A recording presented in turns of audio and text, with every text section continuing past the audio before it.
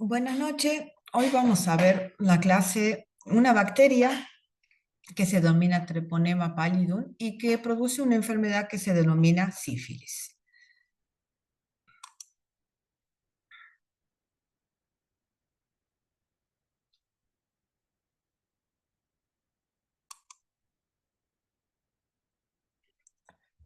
Bueno, taxonómicamente se encuentran dentro del manual del Berger, ubicadas en el grupo 1, en donde encontramos las bacterias en forma de espiroquetas.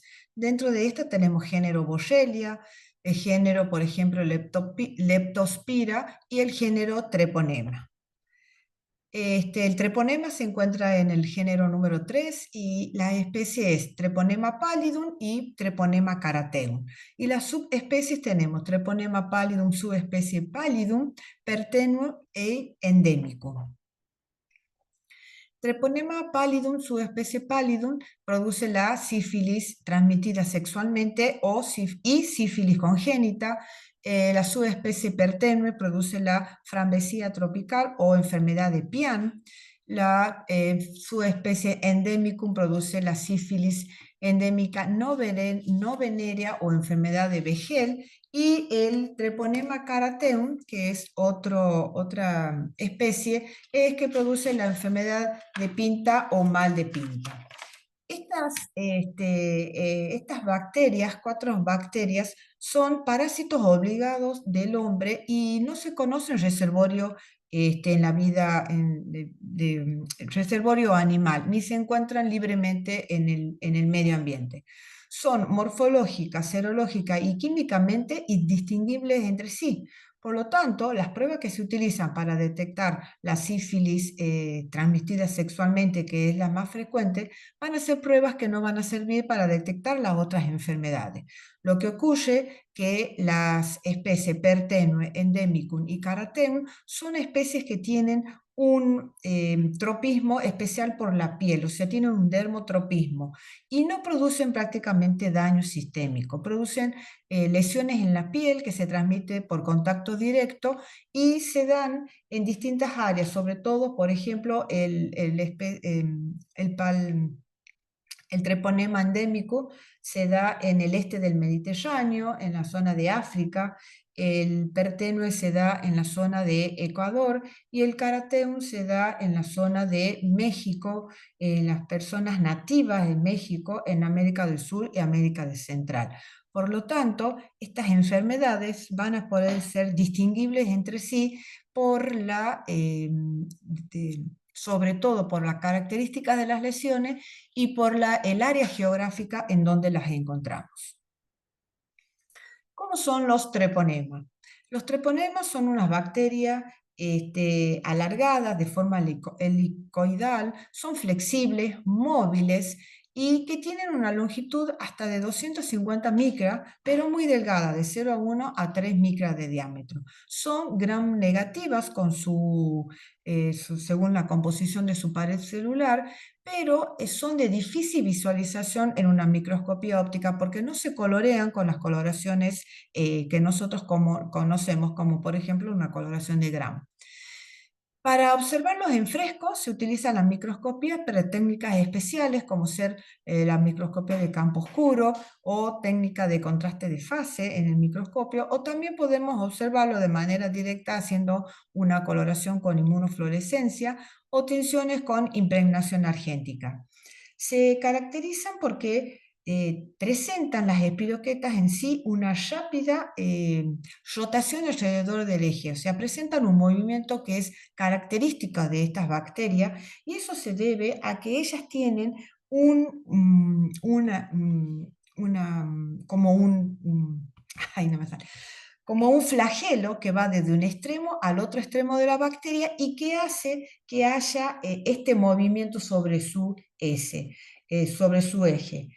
Este, mm, Algo muy importante de estas bacterias es que son incultivables en medios inertes. Se las puede mantener vivas en testículos de cobayo o de conejo y solamente, por supuesto, son laboratorios que están haciendo trabajos con treponema o laboratorios de referencia, pero no se pueden cultivar en un medio de cultivo común. El único ser, el único huésped natural es el ser humano.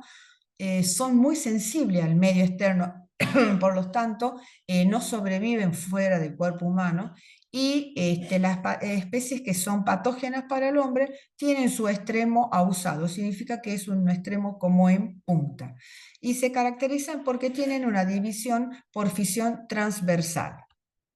Acá ustedes ven con una impregnación argéntica, estas son helicoidales, como tirabuzones, acá se las ve de color marrón, esto con una inmunofluorescencia, se las ve muy bien, pero en donde mejor la vamos a ver es con esta técnica que es de microscopía de campo oscuro, en donde ustedes van a cambiar el condensador del microscopio, es un examen en fresco, o sea, de las lesiones directamente la colocamos en un porta y un cubre, y vamos a ver el movimiento de rotación que tiene. Son muy hermosas, se la ven muy bien porque son bacterias bastante grandes.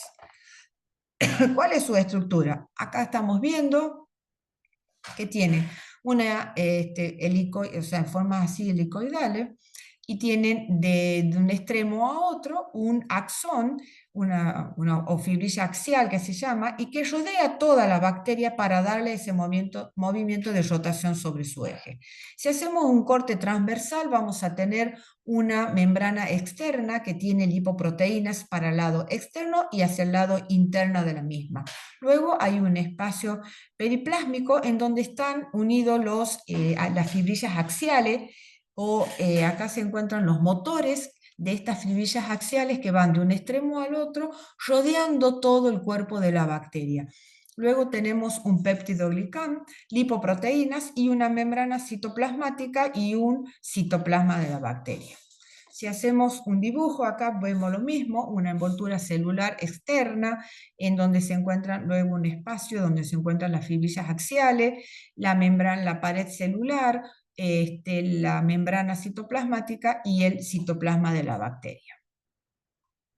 Entonces tiene una vaina externa o membrana externa que está formada por hidratos de carbono, por lipoproteínas y fosfolípidos, unas fibrillas axiales que tiene un cuerpo que es de proteína y que es el flagelo propiamente dicho, y tiene un aparato de inserción, o sea, en donde se engancha este flagelo de un extremo hacia el otro.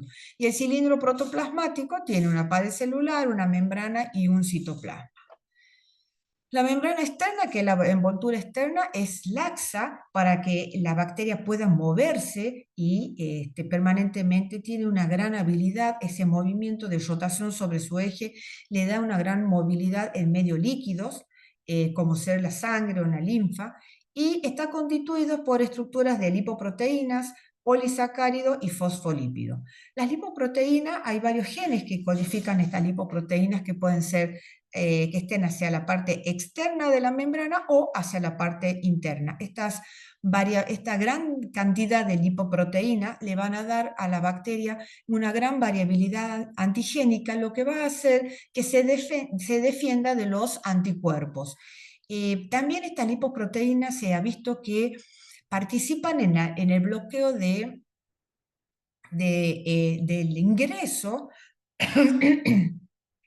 en el bloqueo de ingreso y la demolición, o sea, la destrucción de moléculas como ser ADN, que contengan ADN o RNA, como ser transposones, plásmido, y de esta manera la bacteria no adquiere genes externos. Por lo tanto, para el ser humano esto es una gran ventaja debido a que a lo largo del tiempo estas bacterias siguen siendo sensibles a los beta-lactámicos y sobre todo a la penicilina, que es el antibiótico de elección para tratar una enfermedad de sífilis. La fibrilla axial, como les dije, es un flagelo, pero está cubierto por una membrana y es el que le da el movimiento a esta bacteria y permite que nade muy bien en los medios líquidos. Tiene un anillo o un gancho de inserción y luego viene propiamente el cuerpo del flagelo que está constituido por proteínas. Y en el cilindro protoplasmático también tenemos cuerpos multilaminados, microtúbulos y todo lo que tiene el citoplasma de una bacteria. Los factores de virulencia, debido a que estas bacterias es muy difícil mantenerla viva fuera de células humanas y, como les dije, en algunos casos en los testículos de conejo o de cobayo, como no crecen en los medios de cultivos común, ha sido muy difícil a lo largo de los años poder estudiar sus factores de virulencia, pero se ha secuenciado su genoma y se ha visto que más de 22 genes codifican para las liposproteínas. Dentro de estas liposproteínas tenemos la TPO0751, que también se llama palilicina, y que esta lipoproteína se ha visto que favorece la diseminación del treponema en el huésped. Es el lugar en donde se unen los anticuerpos opsonizantes, tiende a unirse a distintos componentes de la matriz extracelular de las células endoteliales del hospedador, como ser laminina, fibronectina, fibrinógeno. Después tenemos otra lipoproteína que es la TP0435 o TP17, que inducen la activación del factor de necrosis tisular alfa, provocando así un proceso inflamatorio en el lugar de la infección por el treponema. Esta proteína se une a distintos ligandos que se encuentran en el huésped, como ser retinol, biotina, etc. Tenemos otra lipoproteína que es la BAM y que le permite la inserción en la membrana externa en la membrana externa de las proteínas que son transportadas desde el interior o hacia el exterior de la célula. Por ejemplo, es esta. Esta es la lipoproteína que permite el transporte de distintas proteínas hacia adentro y hacia afuera del treponema. Las proteínas TPR, C y 1, que forman trímeros, se encuentran también en la membrana externa y permite el aumento de la permeabilidad para obtener nutrientes a través de esta membrana. Otros factores de virulencia que se ha visto es que tiene una enzima, una hialuronidasa, y que le va a facilitar esta hialuronidasa la infiltración perivascular. Tiene una capa de fibronectina que la protege contra la fagocitosis y se han encontrado hasta el momento 5 hemolicinas que van a mediar a la lesión de los tejidos.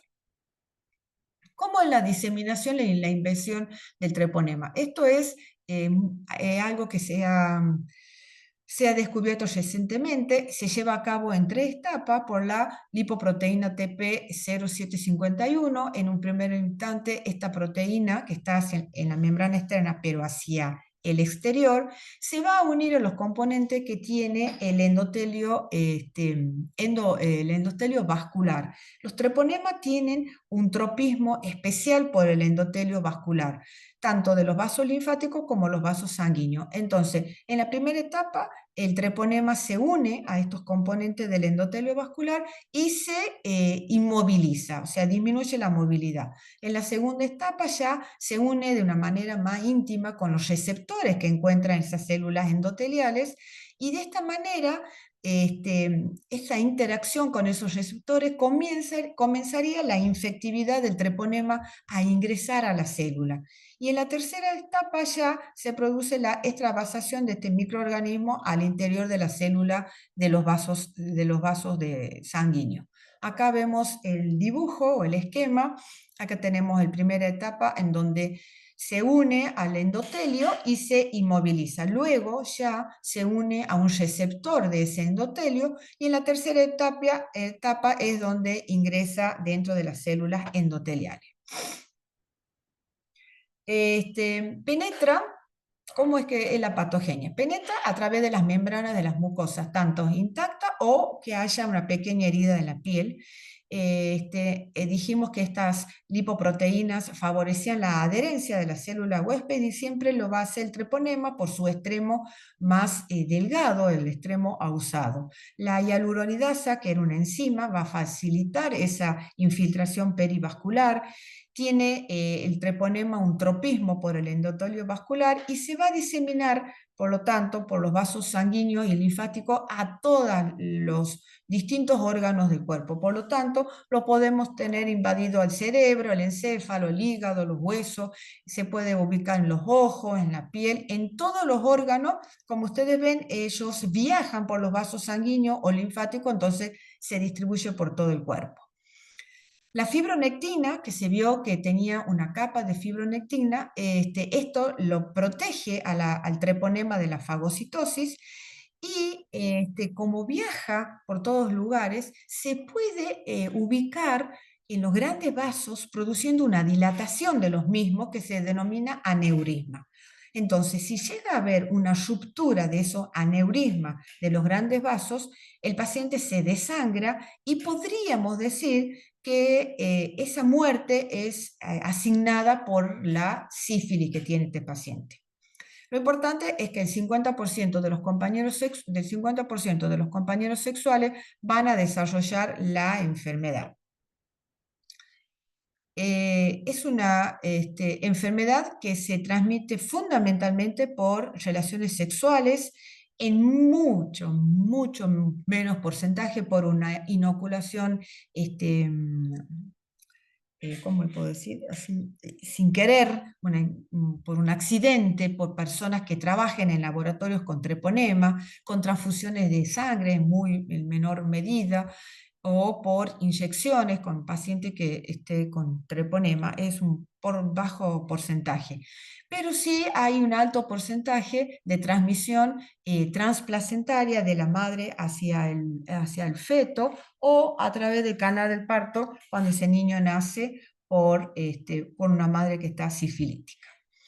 Entonces, las manifestaciones clínicas tenemos manifestaciones clínicas tempranas y tardías. Dentro de las tempranas tenemos la sífilis primaria, la secundaria, y las tardías tenemos un periodo de latencia, una sífilis terciaria, y tenemos dentro de estas patologías otras patologías que se llama sífilis congénita o connatal, que es la que le dije que le transmite la madre al niño por vía transplacentaria.